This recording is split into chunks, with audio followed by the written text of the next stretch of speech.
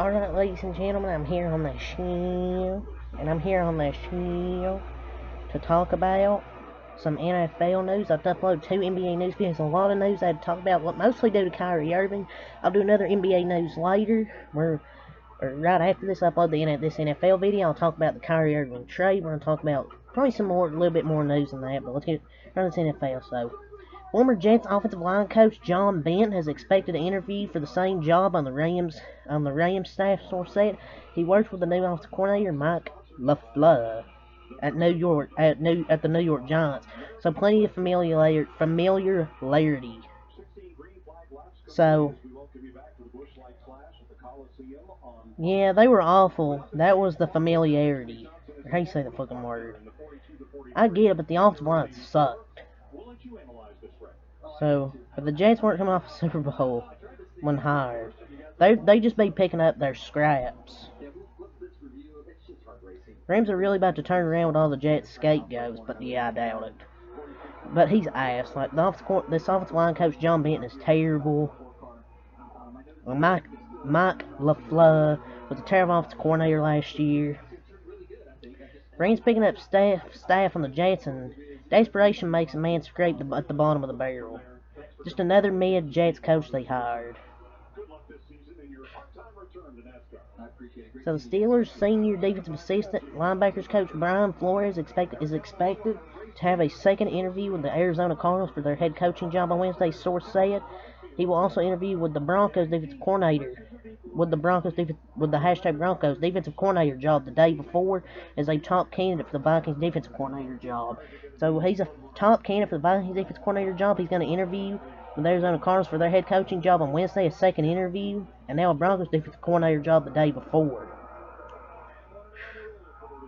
I feel like Flores is going to give up on Kyler within like 2 games, but yeah.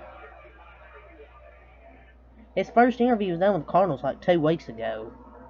I think the interview, why it took so long for a second interview is because they were interviewing like probably 20 other people for the job.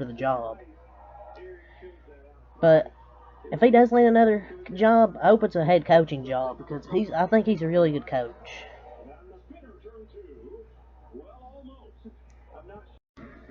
But I feel like this will be a good hire wherever Brian Flores will go. I feel like he'll be a good hire wherever he goes.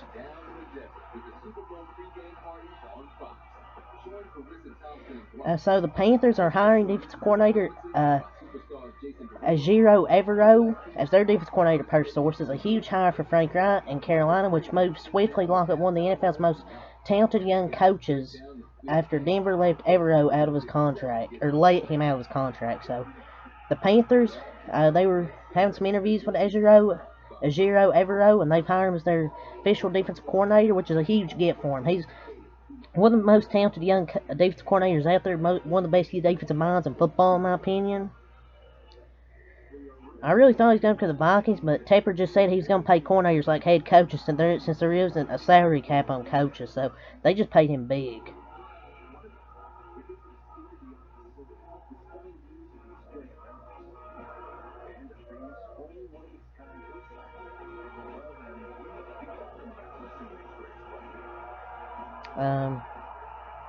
But this man coached Pat Surtain. Imagine what he's going to do with someone who's, I think, bad. I don't know better, but him and J.C. Horn, I think he could do even better. But the Panthers are looking more and more intriguing. I don't know about the Frank Reich hire, but everyone on that coaching staff, the Panthers done a great job during his coaching cycle. Carolina's making moves, and they're building a great staff over there. And the Panthers and Vikings both had discussions, as one of the NFL news we talked about, with Ejiro Evero, who ends up in Carolina with a huge commitment from the Panthers. Minnesota had 2 top candidates for defensive coordinator, Evero and Flores. They're now in a strong position for Flores. So one of their strong candidates, or top candidates they were going to go after, is now going to Carolina. I bet Brian Flores might go to the Vikings, but I'm not sure.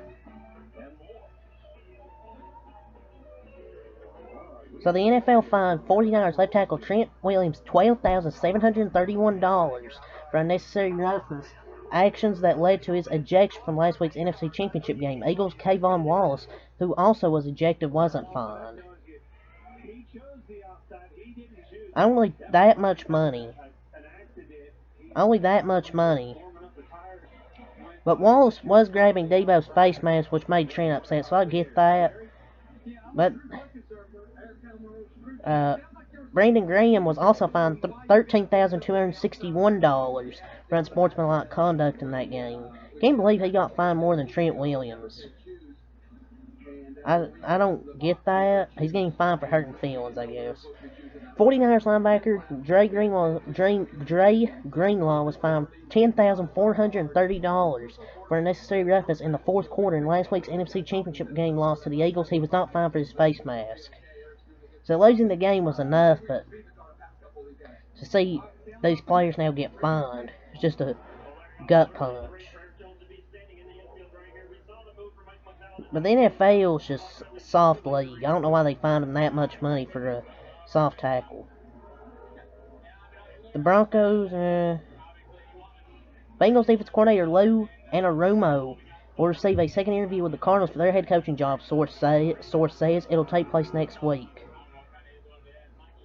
I can't see Lou Anarumo and Kyler Murray like relationship. Like, if they hire Lou, then they are going to need a new quarterback because I don't see him and Kyler Murray working out if that's who they were to hire. But maybe it could be a good offensive mind for Kyler Murray. Maybe I'm wrong. Giants offensive coordinator Mike Kafka is also getting a second interview with the Cardinals. So he's also getting a second interview for that head coaching job. But he reportedly nailed his interview with the Cardinals. But I don't know if he's that good as an offensive coordinator. I don't think they should hire him. I don't know if he's that good of an offensive coordinator.